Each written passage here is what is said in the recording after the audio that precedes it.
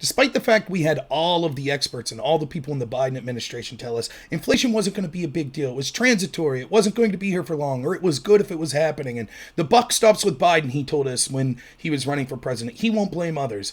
What's happened? Well, inflation is hitting record highs, and Biden's blaming everyone he could think of, from oil producers to Vladimir Putin to supply chain people to delivery truck drivers to ultra MAGA people to ghost guns, whatever. It's everyone's fault but the Democrats, the Congress, and the Biden administration. It's all their fault. So I wanted to look at a couple numbers here to show you just how bad it's getting. We were told that year to year, from May 2021 to May 2022, inflation's up 8.6%, and that's the worst in 41 years. If you look at this chart right here, you can see the actual inflation numbers. We won't just look at it year to year. You could look when Biden comes into office in 2021 there. It goes up 7% that first year, and so far where we're at in 2022, it's gone up 8.6%. That means since Biden's been in office, inflation has gone up a whopping 15.6%.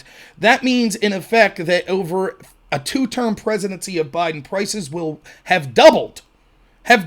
Did your wages double? I don't think so, but that's what we're on pace for. But don't worry, we could look at this even a little more specifically. It's bad enough that the numbers are up 8.6%, but remember, that's year to year. So if inflation was bad from May 2020 to May 2021, and it's 8.6% higher than that, that would be a disaster. And if you look at this chart right here, you can see that that's actually exactly what happened. Inflation was very high in the first May that Biden was in office. It went up 5%, which is a very bad number. And so above that 5%, it went up an additional 8.6%. That means in a 2-year period from the first year that Biden came in May until now, we're actually at 13.6% inflation, which is horrible. But the way the inflation's measured is using a CPI. It's complicated. I'm not going to claim to understand it totally, but that CPI number, the Consumer Price Index, it's constantly changing. This is like during the Bush years when they said, look at how many people we lifted out of poverty. That's just because they changed the category of what it meant to be in poverty.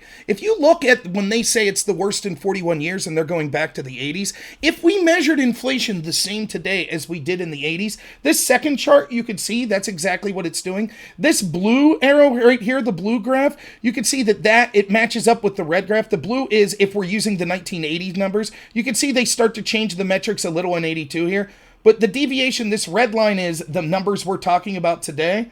You can see that in 2021, Biden's first year, that the numbers we have were about 5% year over year. And then this year, so far in 2022, you can see that those numbers are at the 8.6% that we're at today. That's where it's at.